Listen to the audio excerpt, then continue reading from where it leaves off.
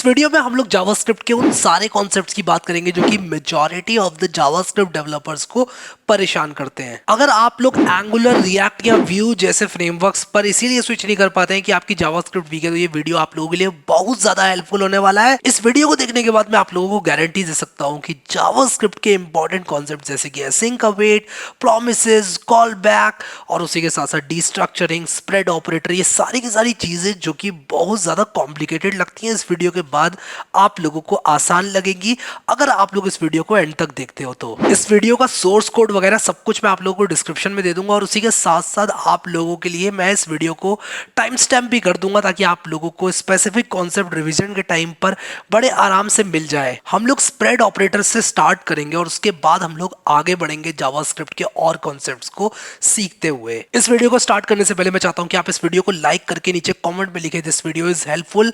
आप लोग अगर ऐसा करेंगे तो मुझे दिल से बहुत अच्छा लगेगा और मैं आप लोगों को एक दिल भी दूंगा अगर आप लोग एक कमेंट मेरे लिए छोड़ते हो। तो चलते हैं अब अपनी कंप्यूटर स्क्रीन में और जावास्क्रिप्ट के जो इंपॉर्टेंट कॉन्सेप्ट्स हैं उनको हम लोग देख लेते हैं। So let's get started. तो मैं यहाँ पर स्टार्ट करूंगा इस फोल्डर के साथ और मैं इस फोल्डर को खोल लूंगा विजुअल स्टूडियो कोड में।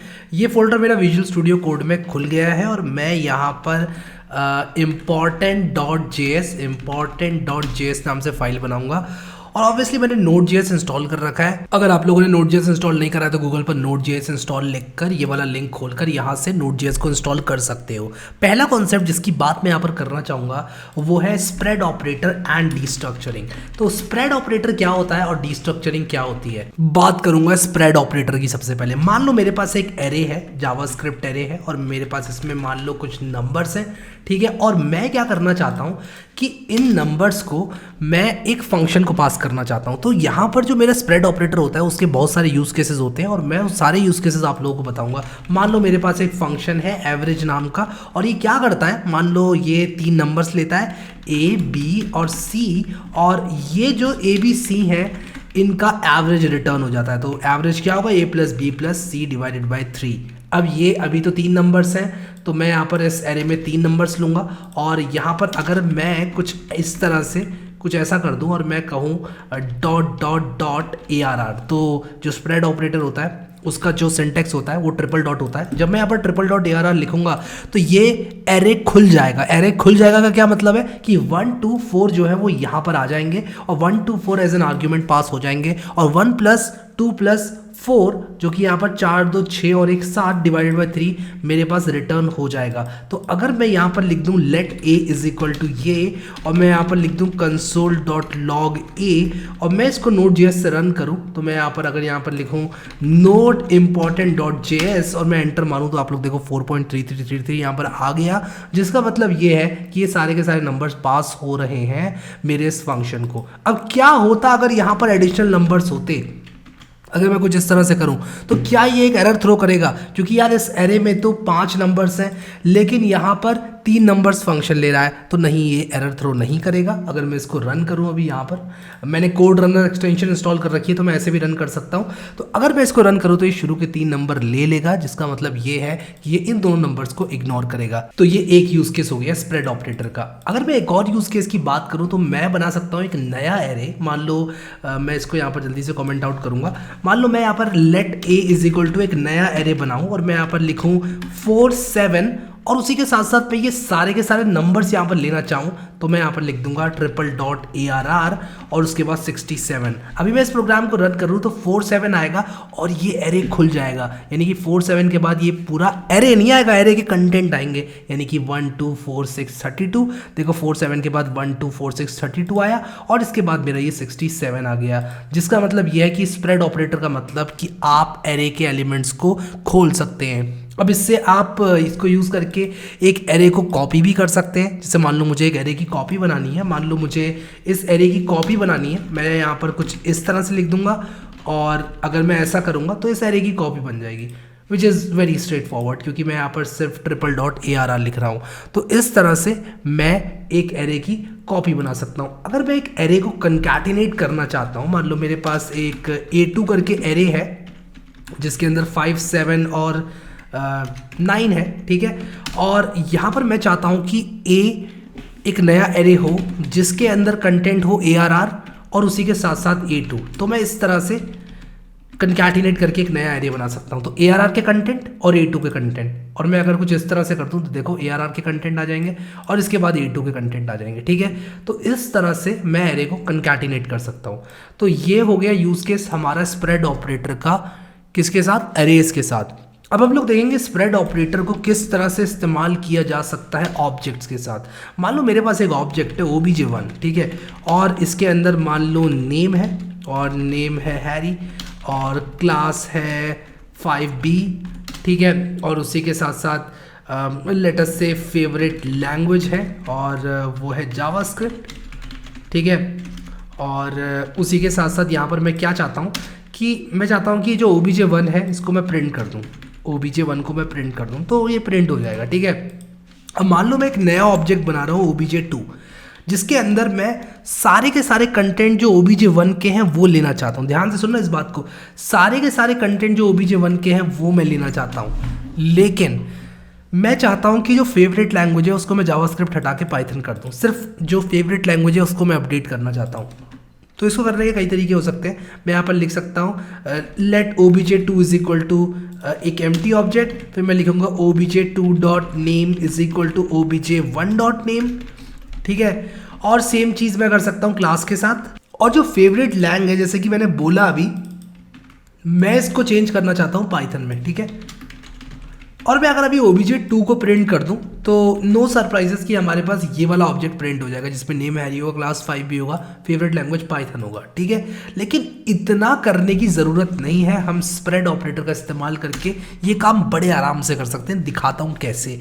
मैं यहाँ पर लिख सकता हूँ let OBJ2 is equal to सारे कंटेंट OBJ1 के एक्सेप्ट द फैक्ट कि जो फेवरेट लैंग है, जो मेरा फेवरेट लैंग है उसको मैं क्या करूँगा, उसको मैं पाइथन कर दूंगा। तो इसका मतलब यही है जो मैंने ऊपर लिखा कि यार सारा कुछ ले लो OBJ1 से, लेकिन फेवरेट लैंग्वेज को ओवरराइड करके पाइथन कर दो। तो अभी अगर मैं OBJ2 को मैं प्रिंट करूँ तो ये कुछ इस तरह से दिखेगा।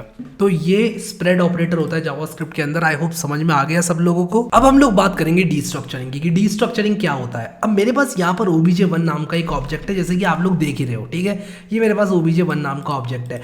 अब मान लो मुझे नेम, क्लास और फेवलैंग नाम के 3 वेरिएबल बनाने हैं और उनकी वैल्यूज मुझे वही देनी है जो इस ऑब्जेक्ट के अंदर है। तो मैं कुछ इस तरह से कर सकता हूँ। मैं कह सकता हूँ let name is equal to OBJ1 dot name, और सेम काम मैं कर सकता हूँ क्लास और फेवलैंग के लिए, ठीक है। तो ये मैं कर सकता हूँ एंड नो सरप्राइजेस कि जब मैं ऐसा करूँगा मैं यहाँ पर इसको एक काम करता हूँ, मैं इसको क्लास 1 कर देता हूँ, क्योंकि क्लास जो है वो रिजर्व्ड कीवर्ड होता है जावास्क्रिप्ट में। तो मैं क्लास 1 कर देता हूँ इसको। तो मैंने नेम, क्लास 1 और फेवलैंग को इस तरह से कर दिया।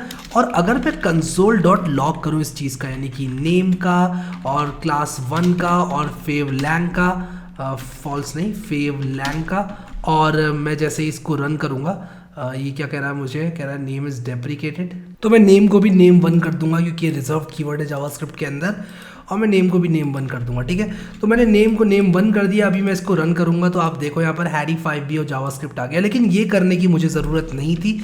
मैं कुछ इस तरह से लिख सकता हूँ यही काम करने के लिए। मैं कह सकता हूँ कि let name 1 class 1 and fav lang is equal to, और मैं यहाँ पर OBJ1 लिख सकता हूँ। तो क्या होगा कि जो OBJ1 के अंदर ये वैल्यूज़ हैं ये इन वेरिएबल्स के अंदर आ जाएंगी, और मैं बड़े आराम से ये काम कर सकता हूँ। तो एक ही लाइन में मैंने क्या करा, इन 3 वेरिएबल्स को एक ऑब्जेक्ट में से बाहर निकाल लिया। तो ये करके मैंने बेसिकली ये कहा कि name 1 is equal to OBJ1 dot name, class 1 is equal to OBJ1 dot class 1 and fav lang is equal to OBJ1 dot fav lang. और इसी को कहते हैं डीस्ट्रक्चरिंग, ठीक है। इसी को क्या कहते हैं, डीस्ट्रक्चरिंग कहते हैं। बड़ा सिंपल सा कॉन्सेप्ट है। आई होप समझ में आ गया होगा आप लोगों को। चीज़ों को थोड़ा सा ऑर्गेनाइज रखने के लिए मैंने इस फाइल को रीनेम करके 01_destructuring_ स्प्रेड कर दिया। मैं अब क्या करूँगा, लिखूंगा 02_async_js, ठीक है। मैं 02_async_js लिखूंगा .js, ठीक है। तो बेसिकली यहाँ पर हम लोग देखेंगे कि जो जावास्क्रिप्ट होती है उसका नेचर एसिंक्रोनस होता है। तो एसिंक जावास्क्रिप्ट की बात करेंगे। अनलाइक अदर प्रोग्रामिंग लैंग्वेजेस जिनका ब्लॉकिंग नेचर होता है, यानी कि जब तक ये वाली लाइन ख़त्म ना हो जाए चलना तब तक ये वाली लाइन नहीं चलेगी। जावास्क्रिप्ट बिलीव करती है एसिंक्रोनस आर्किटेक्चर पर। इसका मतलब ये होता है कि जावास्क्रिप्ट ये कहती है कि यार बेसिकली ये चीज़ जब रन हो जाएगी तब देखा जाएगा, बट अभी के लिए दूसरी लाइन को रन करो।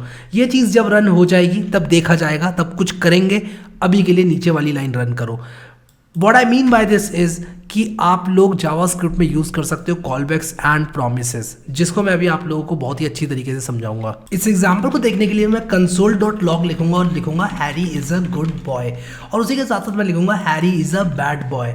अब मैं यहाँ पर करूंगा क्या कि सिंपली एक सेट टाइम आउट नाम के फंक्शन का इस्तेमाल करूंगा, जो कि एक काम को कुछ सेकेंड्स के बाद करता है। तो मैं टैब दबाऊंगा, यहाँ पर लिखूंगा console.log Harry is inside set time out, ठीक है। और इसके बाद मैं टैब दबाकर बेसिकली क्या करूँगा कि ये जो टाइम आउट फंक्शन है इसको मैं 1000 कर दूंगा। 1000 का मतलब 1000 मिली सेकेंड यानी कि 1 सेकेंड, ठीक है। तो अब आइडियली अगर आप लोगों को नहीं पता है जावास्क्रिप्ट के एसिंग नेचर के बारे में, तो आप लोग क्या सोचोगे? आप लोग सोचोगे कि यार सबसे पहले ये वाली लाइन रन होगी, इसके बाद 1 सेकेंड के बाद ये वाली लाइन रन होगी, इसके बाद ये वाली लाइन रन होगी। लेकिन ऐसा नहीं होगा। बेसिकली होगा क्या कि ये वाली लाइन रन होगी, उसके बाद जावास्क्रिप्ट इसको देखेगा और बोलेगा चलो यार ये तो 1 सेकंड के बाद चलेगा, तो अब मैं अगली वाली लाइन को एग्जीक्यूट करता हूँ। तो जावास्क्रिप्ट को आप कुछ ऐसा समझ लो कि यार वो हमेशा घबराया रहता है, वो जल्दीबाजी में रहता है, उसको लाइंस को एग्जीक्यूट करना होता है, वो किसी का इंतजार नहीं करता है। अब यहाँ पर आप लोग देखो, सबसे पहले हैरी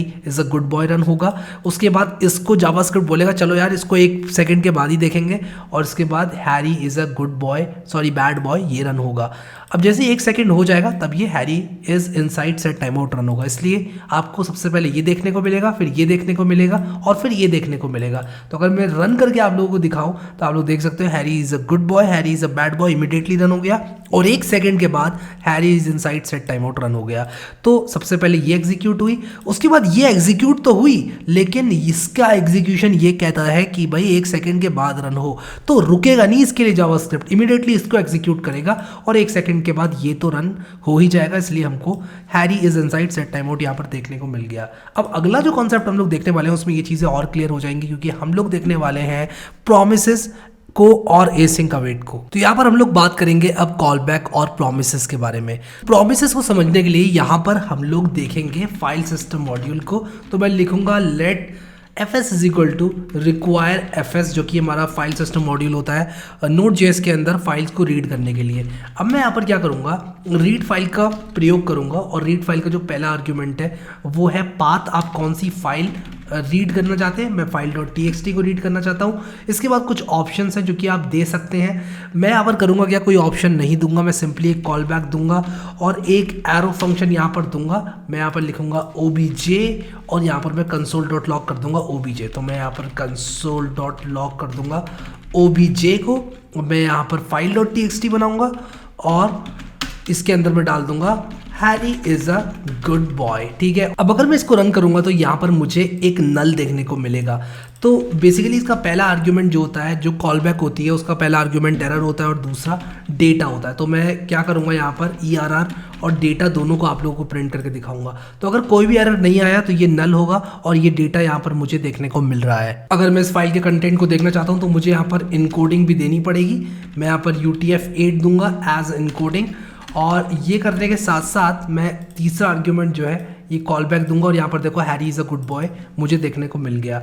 अब अगर यहाँ पर मैं console.log लिखूँ और मैं यहाँ पर लिखूँ दिस इज़ EOF यानी कि एंड ऑफ फाइल, और मैं रन करूँ तो दिस इज़ EOF पहले देखने को मिलेगा आपको, उसके बाद ये देखने को मिलेगा, क्योंकि ये चीज़ जो है ये थोड़ा सा टाइम लेगी रन होने में।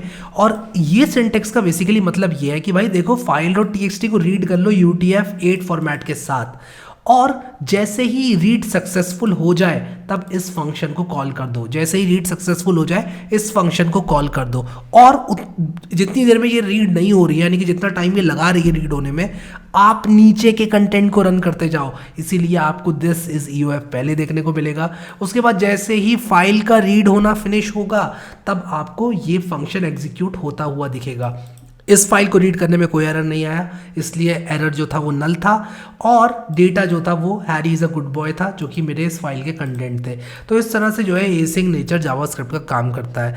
अब होता क्या है कि जब हम इस तरह की कॉलबैक्स का इस्तेमाल करते हैं तब ये जो सिंटेक्स है थोड़ा सा कॉम्प्लिकेटेड हो जाता है। जब हमारे पास बहुत सारी कॉलबैक्स होती हैं, कॉलबैक के अंदर कॉलबैक के अंदर कॉलबैक, जिसको कॉल बैक हेल्प भी बोलते हैं। यानी कि अगर आपके पास एक ऐसा यूज केस है जिसमें आपको कॉल बैक के अंदर कॉल बैक यूज करनी पड़ गई, तो आपका फंक्शन या फिर जावास्क्रिप्ट कोड कुछ इस तरह से दिखेगा, जो कि रीडेबिलिटी पॉइंट ऑफ व्यू से बहुत खराब होगा। इसलिए हम लोग यूज करते हैं प्रोमिसेस को। अगर आप लोगों को प्रोमिसेस समझना है तो प्रोमिस बहुत ही सिंपल सी चीज़ है। प्रोमिस का मतलब ये है कि मैं रन हो जाऊंगा, मैं प्रॉमिस करता हूं कि मैं रन हो जाऊंगा, और मैं जैसे ही रन हो जाऊंगा, यानी कि जैसे ही मेरे अंदर का जो काम है वो पूरा हो जाएगा, मैं डॉट देन के अंदर जो भी फंक्शन है उसको रन कर दूंगा। अगर आप लोग ये नहीं समझे तो देखते रहो, क्योंकि मैं आप लोगों को इसको बहुत अच्छी तरीके से समझाने वाला हूँ।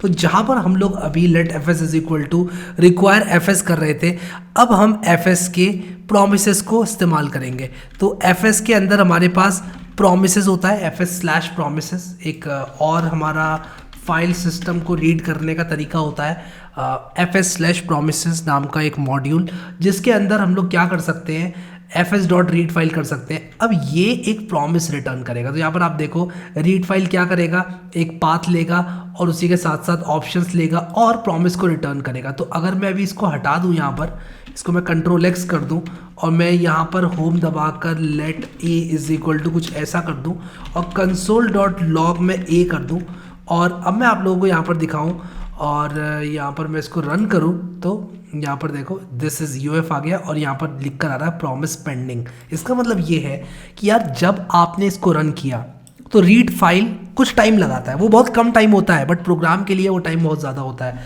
अब अगर मान लो ये जो रीड फाइल है ये 400 मिली सेकेंड लगाएगा, तो इमीडिएटली आप कंसोल डॉट लॉग ए करोगे तो यहाँ पर एक प्रॉमिस आपको देखने को मिलेगी।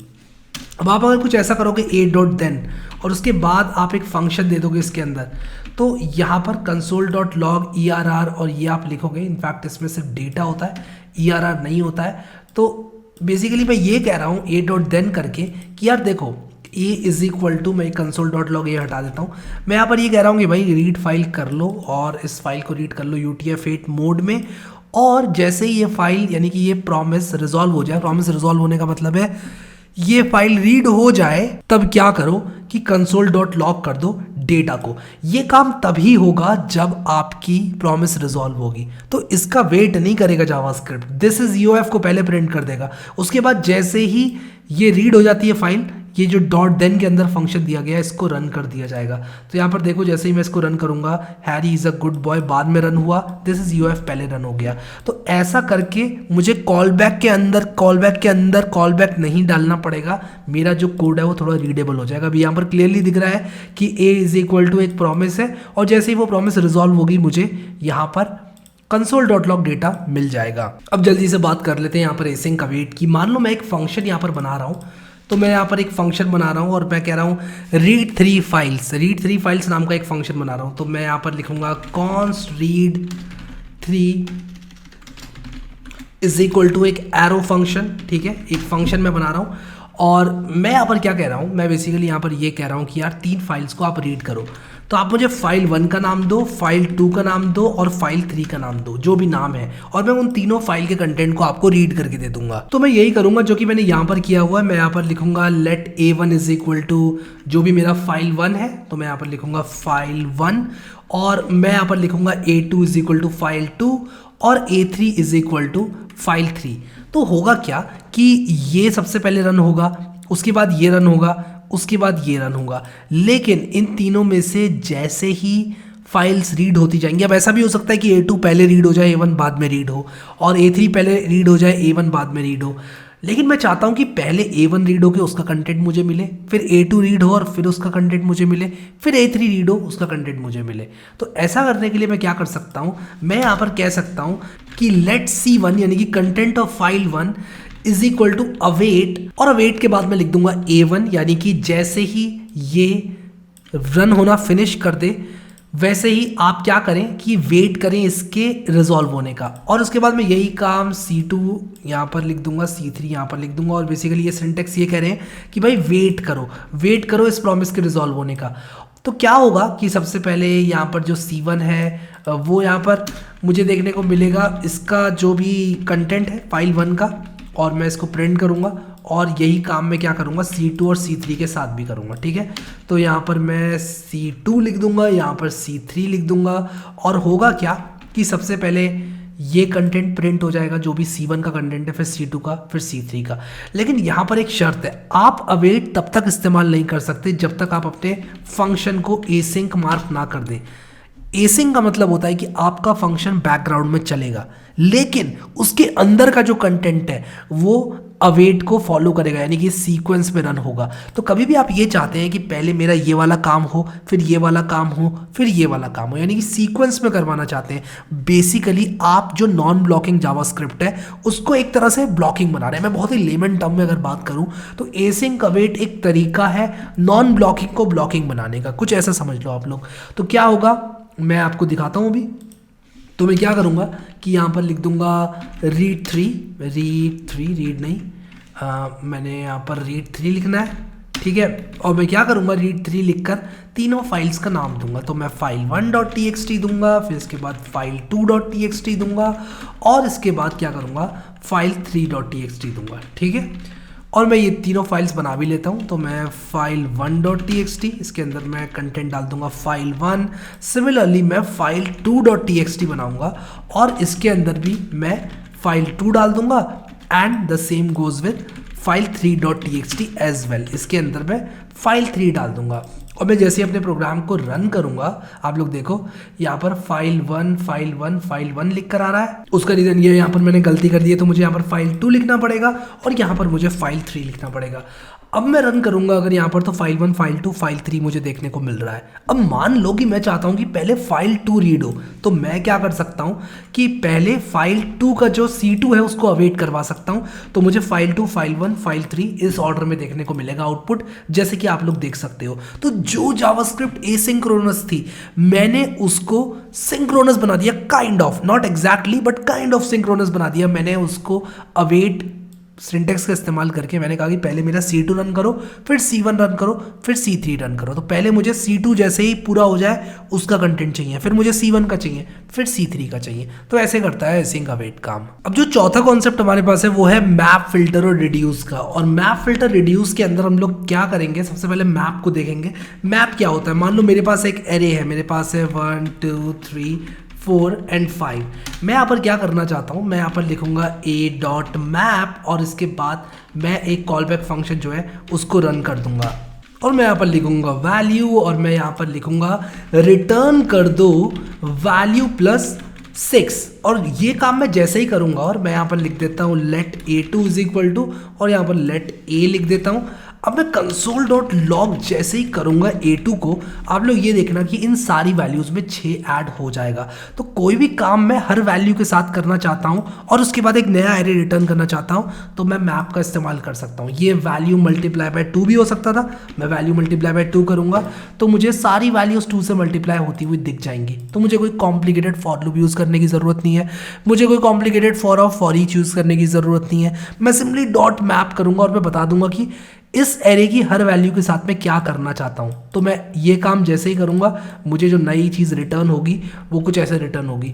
अब क्या ये ओरिजिनल एरे को इफेक्ट करता है, तो उसका जवाब है ना, ये ओरिजिनल एरे को इफेक्ट नहीं करता है। आप देखो ए की वैल्यू वो की वही रही, लेकिन इसने एक नया एरे रिटर्न कर दिया जो कि यहाँ पर हर वैल्यू का मल्टीप्लाई बाय 2 था। तो ये है जावास्क्रिप्ट मैप। अब हम लोग जल्दी से देखेंगे जावास्क्रिप्ट फिल्टर को, और जावास्क्रिप्ट फिल्टर भी बिल्कुल ऐसे ही काम करता है जैसे कि हमारा जावास्क्रिप्ट मैप करता है, एक्सेप्ट द फैक्ट कि जो फिल्टर है वो हमें फिल्टर करने में सहायता देता है। फिल्टर का क्या मतलब है, फिल्टर का मतलब कि इन वैल्यूज में से मुझे कुछ वैल्यूज ही चाहिए एक फिल्टर के आधार पर। तो मैं क्या करूंगा, यहाँ पर फिल्टर को एक एरो फंक्शन दूंगा और मैं यहाँ पर कहूँगा वैल्यू, और मैं कहूँगा रिटर्न करो वैल्यू इज ग्रेटर देन 6 को, यानी कि अगर वैल्यू ग्रेटर देन 6 है तब ट्रू वरना फॉल्स। और मैं यहाँ पर कुछ और वैल्यूज भी ऐड कर देता हूँ जैसे 64, 34, 12 और 9, ठीक है। तो वैल्यू अगर ग्रेटर देन 6 होगी तब ये फंक्शन ट्रू रिटर्न कर रहा है, वरना ये फॉल्स रिटर्न कर रहा है, ठीक है। तो यहाँ पर मैं जैसे ही इसको रन करूँगा, आप लोग देखो यहाँ पर मुझे देखने को मिल गया एक एरर, और ये एरर इससे देखने को मिला क्योंकि a2 इज ऑलरेडी डिक्लेयर्ड। तो मैं इसको a3 कर देता हूँ, और console.log में भी मैं a3 करूँगा। तो मैं यहाँ पर ए और A3 कर दूंगा और इसको मैं ज़रा कमेंट आउट कर देता हूँ फॉर द टाइमिंग। अब मैं रन करूँगा तो आप लोग यहाँ पर देखो कि जो ओरिजिनल ए था मेरा वो तो अफेक्टेड नहीं रहा, लेकिन ये जो वैल्यू है A3 इसके अंदर सिर्फ वही वैल्यूज़ हैं जो कि 6 से बड़ी हैं। इसका मतलब मैं फिल्टर कर सकता हूँ कुछ वैल्यूज़ को और एक नया एरे रिटर्न कर सकता हूँ। अब रिड्यूस को समझने के लिए हम लोग A4 लेंगे और यहाँ पर लिखेंगे a.reduce और यहाँ पर मैं लिखूंगा val1 और मैं यहाँ पर लिखूंगा val2 और मैं यहाँ पर आप लोगों को बताऊंगा कि ये चीज़ क्या करती है, रिड्यूस किस तरह से काम करता है। तो मैं करूँगा क्या, यहाँ पर रिटर्न कर दूंगा val1 प्लस val2। तो मैं यहाँ पर लिखूंगा val1 प्लस val2 और मैं इस एरे को थोड़ा छोटा करूँगा क्योंकि मैं यहाँ पर आप लोग को समझाना चाहता हूँ कि रिड्यूस किस तरह से काम कर रहा है। और मैंने यहाँ पर लिखा A4 is equal to a.reduce और मैं यहाँ पर console.log कर दूंगा A4 को। और चीज़ों को समझने के लिए इस कंसोल लॉग को मैं हटा देता हूँ और मैं रन करूँगा जैसे इस फंक्शन को। आप लोग देखो यहाँ पर 10 मुझे एक वैल्यू देखने को मिली। अब रिड्यूस किस तरह से काम करता है ये मैं आप लोग को बता दूंगा। सबसे पहले ये जो फंक्शन है ये किसके लिए रन होगा, ये 1 और 2 के लिए रन होगा। 1 और 2 के लिए जब ये फंक्शन रन होगा तो क्या रिटर्न वैल्यू आएगी, 1 + 2 जो कि 3 है। तो अभी मेरे पास जो वैल्यू है वो 3 आ गई है, ठीक है। अब क्या होगा, अब मेरा एरे कुछ इस तरह से दिखेगा, ठीक है। और मुझे ये नहीं कहना चाहिए कि मेरा एरे कुछ इस तरह से दिखेगा क्योंकि एग्जैक्टली एरे तो यही है, बट मैं ये कहूँगा कि अभी मेरे पास ये 3 वैल्यूज़ हैं, मेरी ये 2 वैल्यूज़ रिड्यूस हो चुकी हैं और अब मेरे पास जो नया एरे है वो 3 3 4 है। अब मैं क्या करूँगा, 3 और 3 के लिए इस फंक्शन को रन करूँगा तो मेरे पास क्या बचेगा, 6 और 4, यानी कि 3 और 3 के लिए जब मैं ये फंक्शन रन करूँगा तो मुझे 6 देखने को मिलेगा। फिर मैं 6 और 4 के लिए जब ये रन करूँगा ये फंक्शन तब मुझे 10 देखने को मिलेगा एंड हेंस द रिजल्ट। इसीलिए मेरा रिड्यूस जो है वो 10 वैल्यू दिखा रहा है। तो आई होप कि आप लोग समझ गए कि ये जो रिड्यूस फंक्शन है वो सबसे पहले इन 2 वैल्यूज़ के लिए रन होगा, फिर जो रिजल्ट है और इसके लिए रन होगा, फिर जो रिजल्ट है और इसके लिए रन होगा। और ये फंक्शन ज़रूरी नहीं है कि एडिशन फंक्शन ही हो। यहाँ पर मैंने एक बहुत ही सिंपल सा यूज़ केस लिया है। अगर मैं इसको मल्टीप्लाई कर दूँ, यहाँ पर मैं val1 मल्टीप्लाई बाय val2 कर दूँ और रन करूँ तो 24 देखने को मिल रहा है। और ये रिजल्ट कैसे आ रहा है ये भी आपको बता देता हूँ। 2 multiply by 1 is 2, 2 multiply by 3 6, multiply by 4 is 24। सो इस तरह से रिड्यूस हमारा काम करता है। आई होप कि आप लोग समझ गए कि कैसे मैप फिल्टर एंड रिड्यूस काम करते हैं। जो 5वां कॉन्सेप्ट है वो बहुत ही सिंपल सी चीज़ है लेकिन एक बहुत इंपॉर्टेंट कॉन्सेप्ट है। अगर मैं यहाँ पर कुछ ऐसे लिखूँ, if 1 is double equal to 1 जो कि एक स्ट्रिंग है, मैं यहाँ पर अगर लिख दूँ console.log I am true और मैं इस चीज़ को रन करूँ तो to your surprise I am true आपको देखने को मिल जाएगा। अब आप में से कई लोग कहोगे कि यार जो 1 नंबर है वो 1 स्ट्रिंग के बराबर कैसे हो सकता है। लेकिन जावास्क्रिप्ट करता क्या है कि सबसे पहले इन दोनों को सेम डेटा टाइप में कन्वर्ट करता है और उसके बाद इक्वालिटी चेक परफॉर्म करता है। अगर आप चाहते हो कि ये डबल इक्वल टू ये तभी ट्रू हो जब दोनों के डेटा टाइप भी सेम हो, तब आप ट्रिपल इक्वल टू का इस्तेमाल कर सकते हो। और अगर आप ऐसा करोगे तो ये एल्स के अंदर जाएगा और यहाँ पर आई एम फॉल्स आप लोगों को देखने को मिलेगा। तो अगर मैं यहाँ पर आई एम फॉल्स लिख दूँ तो आपको यहाँ पर आई एम फॉल्स देखने को मिलेगा। मैं इसको रन करके दिखाता हूँ आप लोगों को, ये देखो आई एम फॉल्स देखने को मिल गया आपको। आई होप कि आप लोगों को ये कॉन्सेप्ट्स बहुत ज़्यादा यूजफुल लगेंगे। अगर आप लोग रिएक्ट या एंगुलर सीख रहे हो तो आप लोगों को डेफिनेटली ये चीज़ बहुत ज़्यादा हेल्पफुल होगी क्योंकि यही कॉन्सेप्ट होते हैं जो सबसे ज़्यादा रिएक्ट एंगुलर जैसे फ्रेमवर्क्स में इस्तेमाल होते हैं। अगर आप लोगों को रिएक्ट सीखना है तो मेरा एक रिएक्ट का कोर्स चल रहा है, आप लोग इस प्लेलिस्ट को ज़रूर एक्सेस कर सकते हो। इसमें हमने बहुत अमेजिंग 3 प्रोजेक्ट्स बनाए हैं अभी तक और आगे भी हम कुछ और प्रोजेक्ट्स में भी बनाएंगे। उसी के साथ साथ अगर आप लोगों को एंगुलर सीखना है तो मैंने एक एंगुलर का क्रैश कोर्स भी बनाया है जिसमें मैंने एक प्रोजेक्ट भी बना रखा है, तो आप लोग इसको भी एक्सेस कर सकते हैं। आई होप ये वीडियो आप लोगों के लिए बहुत ज़्यादा हेल्पफुल रहा होगा। अभी के लिए इस वीडियो में इतना ही guys. Thank you so much guys for watching this video and I will see you next time.